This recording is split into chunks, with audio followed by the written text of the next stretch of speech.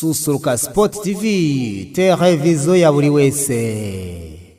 Nkomeje kubifuriza kukomeza kumererwa neza mwese mukomeje kudukurikira kuri YouTube yacu yitwa Susuruka Sports TV. Twizeye ko mukomeje kumererwa neza cyane, nitwa Estache Musabyimana.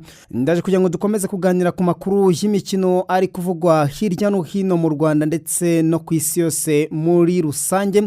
Reka duhere kuri rutayizamu w'ikipe y'igihugu Amavubi. Na makuru meza ku Rwanda ndetse n'abanyarwanda muri rusange. Ni rutayizamu w'Amavubi Lance Michaels wanditse amateka yo kuba umunyarwanda wa mbere ugiye gukina icyiciro cya League Phase cya UEFA Champions League cyahoze ari amatsinda. Rutayizamu w'Amavubi Lance Michaels yakoze ayo mateka by'umwihariko anafasha ikipe ye ya Sabah FK yo muri Azerbaijan kugera kuri iyo ntsinzi cyangwa se kwandika ayo mateka batsinze ikipe ya Handball Barcelona yo muri Israel ibitego 5-2 mu mukino wo kwishyura w'icyiciro cya kamarampaka wabaye kuri uyu wa kabiri tariki 25 ukwezi kwa munana mwaka wa 2026. Michaels muri uyu umukino yatsinzemo igitego cya 5 cyatumye iyi kipe ikomeza ku giteranyo cy'ibitego 6-4 kuko umukino ubanza bari batsinzwe n'iyi ekipe ibitego 2 ku gitego kimwe. Umunota wa 90 warangije amakipe yombi anganya ibitego 2-2. Ibi byatumaga ikipe ya Handball ariyo yari kuba ikomeza kuko umukino ubanza yari yatsinze ibitego 2 ku gitego kimwe.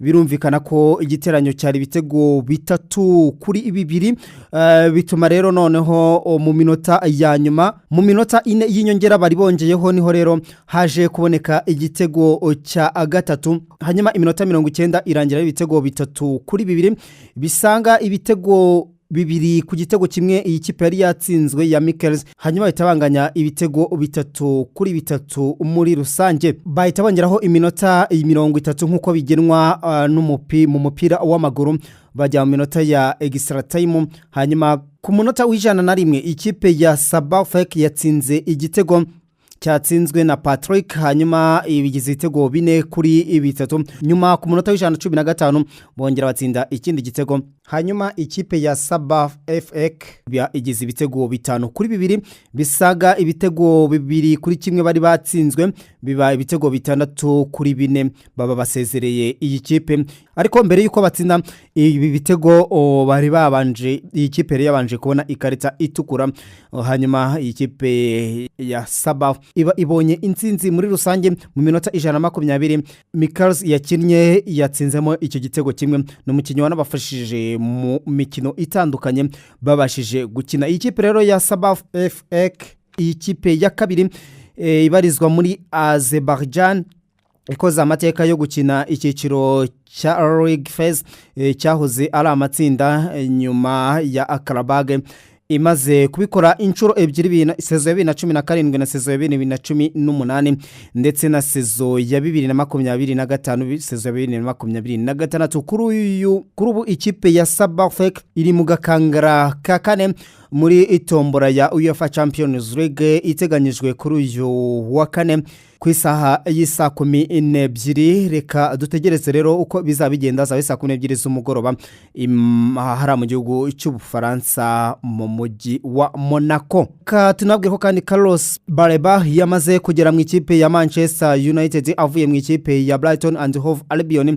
Uyu munya Cameroon rero hakaba yasinya amasezerano azamugeza mu mwaka wa 2031 ashobora kongerwa akageza mu mwaka wa 2032. Mu yandi makuru kandi ari kuvugwa ikipe ya Rayon Sports y'abagore yasezerewe muri Sekafa ni nyuma yo kunganya na Yayen Joint ikaba ya kabiri mu itsinda aho bari gushaka best loser.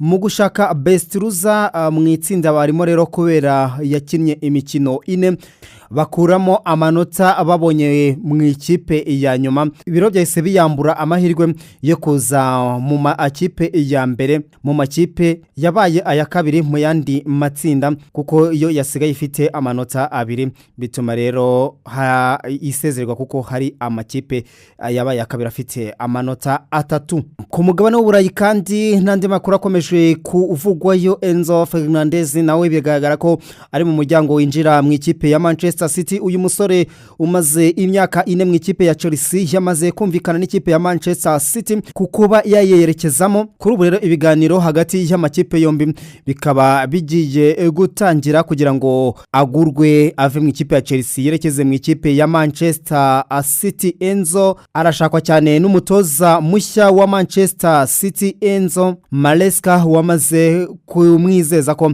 azaba ari inkingi ya mwamba cyangwa se inkingi mwikorezi muri iyi kipe ya Manchester City ndetse no muhazaza hayo ndetse na hazaza he muri rusange. Lamine yamal no rutayiza mu ikipe ya FC Barcelona kinahara ku mugabane w'Uburayi mu gihugu cya Espagne ntago ameze neza atagahinda ni kose ishavu ni ryose aho ngo mugenzi we inshuti ye magara kuko ngo ishobora kubigiye kuva muri ikipe ya FC Barcelona bakaba baramubwiye rwose ko yava muri ikipe nkuko vyemezwa n'ikinyamakuru Diario Sports. Lamine yamal rero afite ishavu ndetse n'agahinda kubera ko umukinnyi Alejandro Balde ashobora kuba yava muri iyi ekipe ya FC Barcelona dore ko muri weekend itambutse uyu muhungu yakuwe mu ikipe cyangwa se ku rutonde rw'abakinnyi ba FC Barcelona yitegura gutwara ubwo bari bitegura kujya gukina n'ikipe ya Elche banatsinze ibitego 5. Iyi kipe rero ya FC Barcelona iri gutegura kurekura uyu musore mu gihe rero babumvikanye akaba yasohoka muri iyi kipe ariko Lamine yamal waravuga ati reka inshuti yanjye muratuma ijya hehe. Ibiro nabyo bikaba bishobora kuba byatuma uyu musore nawe kuma ahangaha kuko mugenzi we nawe yifuza kuba bagumana muri rusange dore ko ari n'urungano rwe mu ikipe ya FC Barcelona kandi habaye ibiganiro bitandukanye by'umwere ko baganira ku ngingo ya Julian Alvarez aho nyuma y'inama yamaze amasaha 4 yahuje Deco Hans Flick wa umutoza wa Barcelona na John Laporta umuyobozi w'iyi ekipe hafashwe rero icyemezo cyuko mu gihe Julian Alvarez yaba aterekeje muri ikipe ya FC Barcelona mu gihe rero baba batamubonye bemeranyije ko nta wundi mukinnyi ushobora kuba yaza ngo yambare nimero 9 aze muri iyi ekipe ahubwo ko ngo bazagendera ku bakinnyi basanzwe bafite. Ubwo nuko bumeze icyemezo cyafashwe nuko Julian Alvarez mu gihe ikipe ya Atletico Madrid yaba ikomeje kumwimana ngo abe yaza mu ikipe ya FC Barcelona tayari ngo nta wundi mukinnyi bazashaka ahubwo bazakomeza kugendera kuba hari nicyo cyemezo cyafashwe muri iyi ekipe ya FC Barcelona. Susuruka Sport TV televiziyo ya buri wese. Susuruka Sport TV televiziyo ya buri wese. Perezida wa UEFA Alexander Seferin yavuze ko rwose adashikajwe na gato ya kwiyamamariza kuba perezida wa FIFA.